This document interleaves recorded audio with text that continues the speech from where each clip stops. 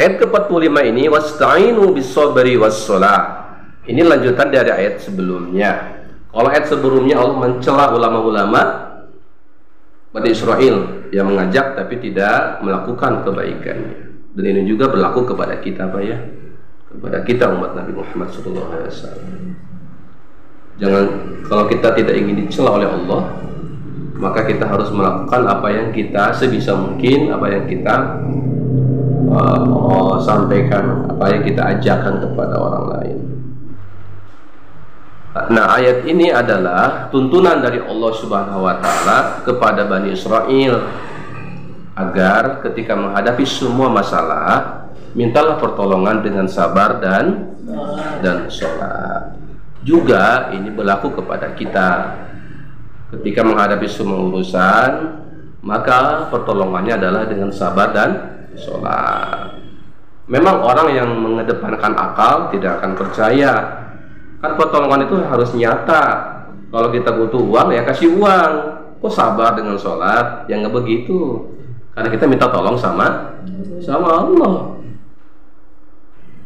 Ketika kita sabar ditambah dengan sholat, maka uang pun akan ada jalannya, kan begitu. Jadi tidak juga langsung dari langit turun uang, tapi sabar sholat, itu maksudnya. Karena kita sedang meminta tolong sama Allah yang menguasai peredaran uang dengan caranya nanti, tapi harus sabar dulu. Ketika sabarnya menipis, maka kuatkan dengan sholat.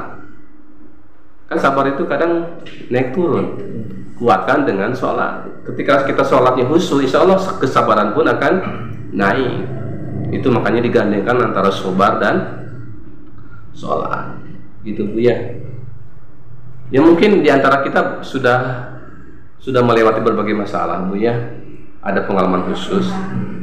Ketika ada masalah yang rumit sama sekali, buntu permasalahannya, ya kalau nggak sabar mau apa? Kemudian sholat. Nah di sholat itu kita minta kepada Allah.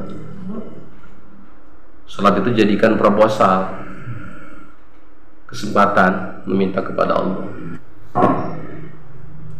Kemudian wa innaha, dan sesungguhnya sholat itu kembali kepada sholat.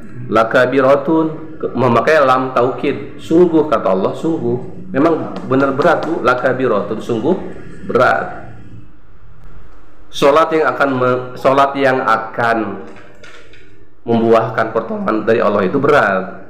Karena hanya sholat khusyuk yang akan membuahkan pertolongan. Itu kecuali ila alal khashiin, kecuali kepada orang-orang yang khusyuk. Apa makna khusyuk Bu? Makna khusyuk apa Pak? Ya, betul. Al khusyuk adalah mutawadi'un, yaitu rendah hati atau tenang. Tuh, tenang. Jadi khusyuk itu secara sederhana menundukkan, merendah di hadapan Allah Subhanahu wa taala, baik hati maupun fisik. Karena kalau merendah fisiknya saja, hatinya tidak, itu sholat orang munafik kata para ulama. Fisiknya mah kayak khusyuk, merendah begini Bu. Ada mertua di samping, tapi hati kemana-mana, hati nggak tunduk, itu sholat orang munafik. Laisa, itu bukan khusyuk itu. Jadi hatinya harus tunduk, fisiknya pun harus tunduk. Hati tunduk tapi fisik kemana-mana sholat, ya nggak bisa. Harus hatinya tunduk, tenang, gitu Pak ya. Sholat itu tenang, tunduk, hati itu fisiknya dan pikiran. Ya kalau zikir harus khusyuk dulu, ya enggak juga Pak ya, enggak juga. Ala bidzikrillahi tatmainnul qulub. Ketahuilah bahwa dengan mengingat Allah itu hati menjadi tentram. Zikir itu secara umum adalah anwaun ibadah zikir.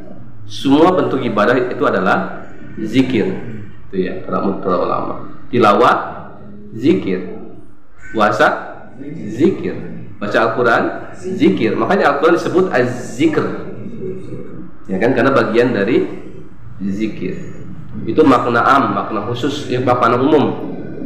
Sementara makna khusus zikir itu adalah dzakarullah, mengingat Allah dengan lafaz yang ada di Al-Quran dan al-hadis, seperti subhanallah, walhamdulillah, Allahu akbar, la ilaha illallah, kan ada di Al-Quran dan hadis. Itu zikir secara khusus.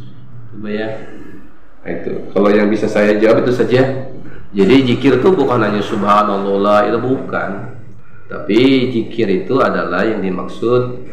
Sholat juga zikir, bahkan baca Al-Quran zikir. Kul anwanul ibadat az-zikr. Semua bentuk ibadah adalah zikir. Bisa dipahami Pak ya? Nah gitu, insyaallah.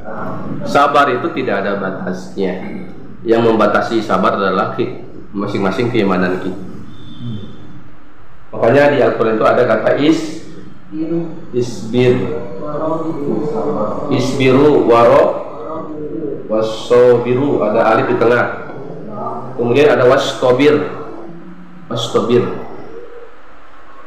Isbir adalah perintah sabar biasa, bisa jadi cobaan hanya biasa. Tapi kalau wastobir, kalau wasobiru itu sabarnya harus luar biasa. Wastobir itu berhubungan dengan perintah mendidik anak, Bu. Mendidik anak supaya sholat itu memakai kata wastobir. Tapi karena tidak mudah bagi seorang ibu mengajarkan anak sholat, apalagi sholat subuh. Perlu kesabaran ekstra. Ya, perlu kesabaran ekstra. Kalau Mas Kurniawan sudah tidak perlu ini lagi ya. Tapi ada yang anak-anak susah disuruh sholat, maka memakai kata wastobir. Karena itu hanya sisipan, karena setelah jatuh, setelah sok, jadi sabar banget gitu. Isbir mah sabar biasa, kalau wastobir perintah sabar banget. Nah itu memang sabar ada tingkat-tingkatannya.